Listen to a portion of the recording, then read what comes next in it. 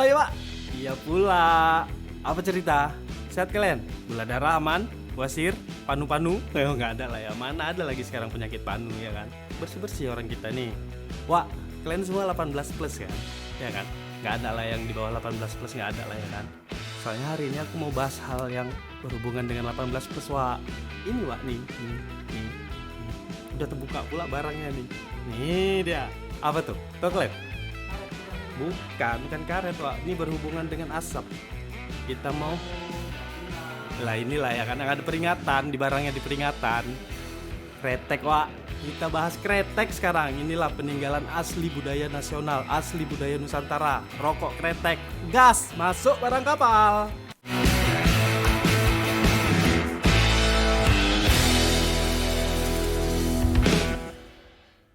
Wak, tadi kan aku udah nyinggung-nyinggung tentang asli budaya nasional kita punya ini, yang ku bilang ku sebutkan tadi nih, ini. Ya kan? Udah tau lah kalian kan apa itu ya kan? Berhubungan dengan tembakau, cengkeh, saus-saus, lintingan segala macam. Kita bahas kretek Wak. Ini barang asli bikinan Indonesia. Tahu kalian siapa yang bikin? Nih aku ceritakan sama kalian ya.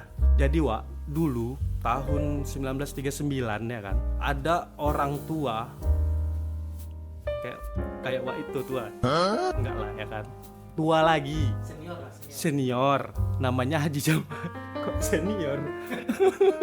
Kesannya kayak yang senior tuh tua gitu.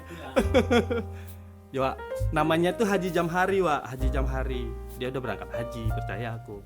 Dia punya sakit di dadanya nih, sakit ya, kalau boleh dibilang asma, entah apalah, entah apa. Pokoknya sesak lah dadanya tuh Wak. Haji Jamhari ini waktu itu diolesinnya minyak cengkeh. Diolahnya lah, diekstraksinya lah ya kan, udah kayak lab lah dibuatnya rumah itu ya kan, dibikinnya ya kan minyak cengkeh, diolesinnya di dadanya, enak kata dia Wak, enak, lega, pernapasan aku lega kata dia gitu ya. Terpikirkan sama dia, daripada aku oles-oles, mending aku masukkan aja sekalian ke dadaku kata dia gitu mungkin ya kan.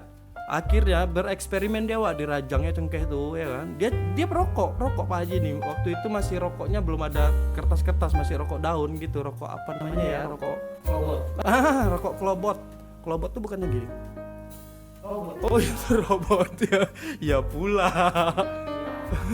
Ya rokok klobot, rokok daun ya kan, cuman belum dicampur ya cengkeh, masih tembakau murni taruhnya ya kan. Itu batu lah ya kan. Pak Haji ini pernah dada ya, dia asma tapi merokok, rokoknya bukan rokok obat. Nah dirajangnya tuh cengkeh ya kan, dirajangnya dimasukkannya ke tembakonya, itu dicampurnya tembakau, cengkeh, entah apa lagi, entah lengkuas, entah kemiri, entah apa, pokoknya campurnya lah pokoknya kan. Disapnya Wak, ringan dadanya, terbang.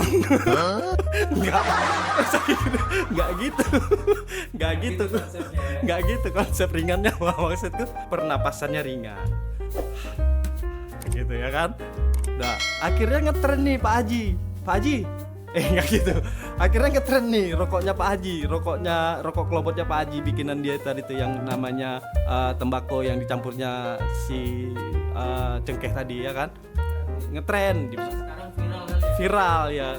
FYP for your info ya kan. Masuklah ya kan, trending 1 ya kan. Berlomba lah orang beli ngerasain. Akhirnya aku pun nyoba Wak nih. Kalian tahu kalian nggak boleh rokok di depan umum ya kan.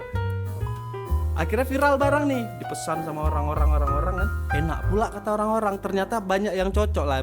Lebih sedikit yang nggak cocok, lebih banyak yang cocok. Berarti kan boleh dibilang banyak yang cocok lah ya kan dengan barang. Cocok kerasa. Ya pula ya kan, kok asik nyinggung tren sendiri. Ini Wak, cocok kerasa ya kan. Jangan, udah sampai nih. Mana tadi? Lupa aku gara-gara cocok kerasa. Banyak yang suka. Ya, banyak yang suka barang tuh. Udah kan Wak, disap sama warga-warga sekitar kampung itu dulu lah ya kan. Belum nyebar. Kalau sekarang mungkin bisa dia kuat sampai keluar daerah dia. Masih kampung dia aja. Pas dibakar, karena tembakau tadi bercampur cengkeh kan, dibakar bunyi pletek ya kan. Akhirnya disebutlah itu rokok kretek namanya. Sesimpel itu Wak, membuat nama. Kayak gimana, toke. Ada toke bunyi toke. Itu namanya apa Pak? Kata anaknya mungkin gitu ya kan. tokek nak, padahal dia sendiri juga nggak tahu kan. karena suaranya tokek akhirnya bilangnya tokek ya kan. Gitulah, sesimpel itulah dibikin nama rokok kretek ya kan. Bukan berarti Suara kereta api gimana, Pak? Jugi-jugi. Jadi panjang kereta api. Jadi orang nanya, Pak itu apa yang lewat itu? Jugi-jugi. Canda aja Wak ini ya kan. Ini serius nih Wak. Ini ilmu pengetahuan loh aku kasih, bukan ini ya. Dengar kalian, dengar.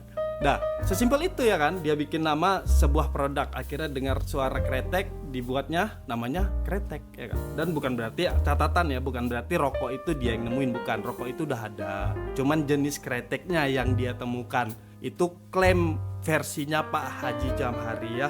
Kita juga nggak tahu, aku juga nggak tahu apa Haji Jamhari ini ada atau tidak. Pokoknya aku tahu cerita itu berkembang lah di masyarakat ya kan. Terserah kalian lah, kalian mau percaya ya silakan, mau nggak percaya ya udah, ya sama-sama aja kita ngerokok yang penting ya kan.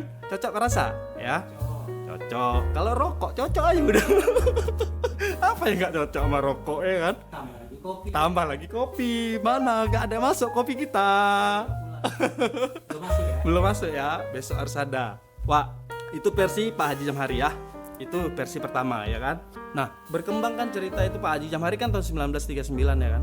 Nah, pas awal abad tahun 20 Pak, berkembanglah cerita Haji Jamhari ini ada rokok kretek namanya. Tapi belum ada brand atau ada perusahaan yang mengikat dengan nama tertentu. Rokok itu masih dijual kelobot-kelobotan gitu ya kan. Dilinting sama nenek-nenek ya kan. Dijual per 10 batang gitu-gitu. Nggak ada brand lah rokok kretek ini. Tapi udah jadi konsumsi publik ya masa itu ya. Nah, pas di awal tahun 20 Pak, ada seorang pengusaha muda. Waktu itu muda lah dia ya kan. Namanya HM Niti Semito. Gak tau lah aku HM ini singkatan apa. Di tahun itu dia seorang kusir andong. Supir andong tuh apa ya andong? Bukan, Bendi ya. Kalau di kita apa namanya? Di Medan ini bendi lah ya kan. Bendi ya sih. Ya bendi. Ya kan. Dia pakai kuda ya kan. kuda kereta kuda gitu penumpang. Ya kereta penumpang kayak becak kuda gitu ya kan. Nah, dia kusir bendi, sering mangkal di pengkolan kan, namanya orang itu ya kan, kayak ojol aja lah sekarang. Ojol kan di mana ada pangkalan di situlah ngumpulnya kan. Sering mangkal tuh Wak Niti Semito ini. Di pengkolan dekat pangkalannya itu ada warung Wak, namanya warung Wak Bele. Bukan kan. Di warungnya Mbah apa ya namanya? Ya Mbah lah pokoknya, warung Mbah lah, pengkolan tuh ya kan. Warung Mbah ini ngejual sirih. Kusir-kusir andong ini nyirih. Kan namanya sirih, berantakan ya. Habis nyirih, tuh dibuangnya. Habis nyirih tuh dibuangnya gitu ya kan. Tahu kalian nyirih? Enggak tahu kalian? Minang ya. Tahu kalian kan? Tahu kan?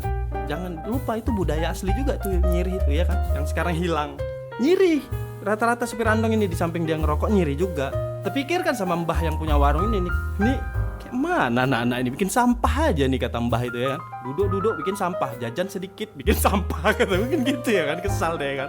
Akhirnya Mbah ini ngelinting lah rokok kelobot tadi itu, dijualnya juga di warungnya rokok kelobot ya kan. Yang tadinya dia cuma jual sirih, dijualnya rokok kelobot. Kusir andong ini kan dia pikir, oh ada rokok di sini Mbah katanya ya kan. Ngapain gue beli di warung Silai, mendingan di warung Mbah kata dia gitu mungkin ya kan. Belilah situ tuh di warung Mbah. Akhirnya laku rokok kelobotnya Mbah ini. Ya kan? Laku. Yang tadinya jual sirih sekarang berganti jual rokok kelobot. Nah, Mbah ini ternyata Wak, ini rahasia nih, kasih tahu, ternyata Mbah ini taksirannya Wak Niti Semito tadi. Jadi naksir orang ini Wak. Jadikannya istrinya lah. Mbah Niti Semito dengan Mbah yang perempuan tadi itu menikah karena udah terjalin di warung pengkolan. Deh ya. Kita bersemi di warung pengkolan. Iya pula. Kayak judul TV. Panjang kali kan. Cinta bersemi di warung pengkolan. Udah tahu kita isi ceritanya apa ya kan. Oke ya. Jadi nih kalau orang ini dilihat perkembangan industri kelobotnya Mbah ini lumayan. Akhirnya Wak HM Niti Semito tadi yang seorang pebisnis ya kan. Oh peluang nih katanya ya kan. Bisnismen ya kan. Peluang nih kata Mbah Niti Semito itu. Udahlah ada pening-pening kita bikin aja rokok. Kita bikin brand rokok sendiri kata dia gitu ya kan. Nah disitulah awal mula berdirinya brand sebuah rokok kretek Wak. Dengan nama waktu itu Kodok Mangan Ulo. Aneh kan namanya kan. Masa kodok makan ular? Aneh kan? Ya? Betul lah. Kok gak percaya? Betul. Kodok mangan ulo namanya. Untungnya nggak tenar, nggak naik nama itu. Wak. Untung kalau sempet tenar kodok mangan ulo hilang rantai makanan dibuatnya. Berubah struktur rantai makanan dibuatnya kalau tenar. Ya kan? Kodok makan ular ya kan. Akhirnya nggak tenar nama itu digantilah dengan cap bal 3 yang ada nih. Mana Wak? Mau tampil mana? Sini. Gambarnya. Sini ya. Sini ya. Oh sini, sinilah ya kan ada. Nanti gambarnya aku tunjukin sama kalian cap bal 3. Sebenarnya bukan cap bal 3. Kalau si Mbah Niti Semito tadi itu bilang cap bola 3 harusnya. Cuman orang Indonesia kan bola-bola balaela bal kan. Orang Indonesia ini apa yang tidak diplesetkannya ya kan. Pokoknya sesimpel mungkin lah dia bikin cap bal 3. Akhirnya tenar lah dengan cap bal 3 brandingnya HM Niti Semito dengan ahli waris anaknya. Tertulis lah tuh nanti kita lihat di sini tampilannya nanti ada tugas-tugas wah itulah ya kan. Dah ya. Itu versi kedua. Catatan kalian waktu itu Mbah Niti Semito ini berhasil, bukan main berhasil Mbah membangun bisnis kreteknya ini. Jadi sampai dia dijadikan salah satu orang terkaya di Indonesia lah saat itu ya, masa pemerintahan zaman Soekarno kan waktu itu, dan menyumbang banyak pergerakan revolusi untuk perjuangan dari hasil rokoknya itu ya. Itu catatan. Berarti boleh dibilang Mbah Niti Semito ini adalah salah satu penyumbang dana perjuangan kita lah ya kan. Walaupun dia dari lewat bisnisnya ya kan, orang macam-macam berjuangnya ya kan. Aku berjuang dengan ceritaku yang ku sampaikan, nggak merugikan kalian ya kalian terima ya kan. Cocok rasa?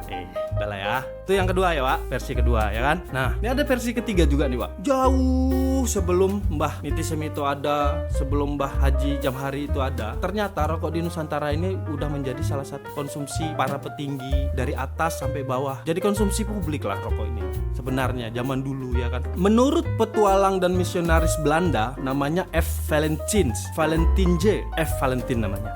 Serius aja lah, serius ya kan. Katanya dia pernah main-main ke Mataram. Katanya, terserah kalian mau percaya atau enggak. Pokoknya dia bilang dia pernah main-main ke Mataram. Zaman itu zamannya dinasti Mataram Islam awal abad ke-18. Kata dia tuh dicatat, ditulis di bukunya ada. Nah, menurut si Valentin J ini, Valentin, Sultan Agung Sunan Pakubuwono I itu perokok wah. Dia lihat dengan mata kepalanya sendiri. Sultan Pakubuwono I itu perokok tuh. Dengar kalian suaranya kan? Trik ya. Itu tuh Sultan lagi ngerokok tuh di belakang. Aku dibiarkan sendiri. Sultan itu ngerokok ternyata. Dia ngelihat apa? Karena dia ngelihat setiap sultan ada, di sebelahnya itu ada ulu balang. Apa? Ada pengawal khususnya yang bawa batok kelapa satu sama bawa alat-alat buat dia ngerokok lah. Ada buluh ya, buluh untuk alat merokok, buluh mungkin waktu itu pakai buluh ya kan. Sama orang yang megang tempurung kelapa, batok kelapa. Itu tugasnya buat masukin rokok-rokok yang udah dilinting tadi, taruh situ lah. Jadi setiap sultan mau ngerokok ambil di tempurung tuh buang. Nah, itulah ya kan. Aku praktekinnya nggak cocok, aku bukan raja ya kan. Dah, jauh kan? Berarti rokok itu adalah konsumsi yang benar-benar dinikmati semua pihak kan gitu ya kan. Nggak ada kalangan atas, nggak ada kalangan bawah.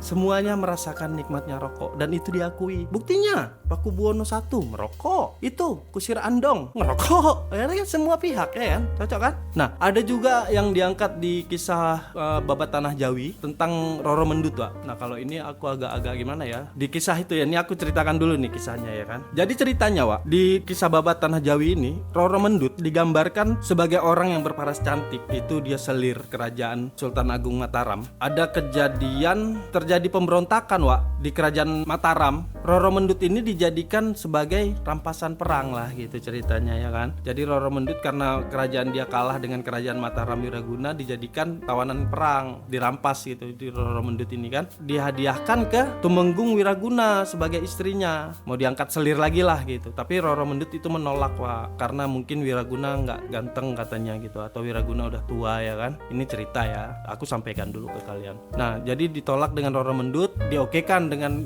Pangeran Wiraguna. Ya udah, kalau kau nggak mau kawin sama aku atau nikah sama aku nggak masalah, tapi kau bayar pajak sama aku sehari harus tiga keping dinar waktu itu mungkin ya, 3 keping dirham atau pokoknya kenakan pajak lah dia waktu itu. Oke, siapa takut? Nah kan kata Roro Mendut kayak gitu. Ya udah, kau bikin aku kena pajak setiap hari tapi kau harus modalin aku buat usaha dagang, kata Roro Mendut gitu ya kan. Ya udah, berapa kau butuh dagang? Aku butuh 10 keping, kata dia. Kasihlah 10 keping. Dagang. Roro Mendut ini ke pasar, dagang rokok ternyata. Waduh.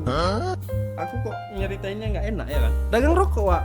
dagang rokok di pasar, di balai-balai dagangannya itu. Akhirnya dikasih dia izin dagang dengan syarat dagangannya itu harus ditutup tirai, Wak. Karena Roro Mendut tadi kan cantik ya, tutup tirai. Dia dagang rokok. Akhirnya diraciknya rokok, saus segala macam diraciknya, dilintingnya, Wak. Lintingnya kan kalau ngerekatin lintingan tuh harus pakai air liur ya, air ludah ya. Ludahnya. Orang kan suka ya kan, mungkin sifat fantasi orang zaman dulu mungkin dengan ludah aja udah cukup lah gitu. Ya kan? Segitunya ya kan. Akhirnya dengan ciri khas Roro Mendut yang langsung melinting rokoknya sendiri, itu lakulah rokok Roro Mendut ini. Di cerita itu ya, Wak, ini bukan cerita aku. Laku rokoknya Roro Mendut ini. Banyak tuh pemuda-pemuda pasar sekitar itu beli rokoknya, walaupun harganya mahal dibeli tetap. Karena apa? Ada sensasi sensual.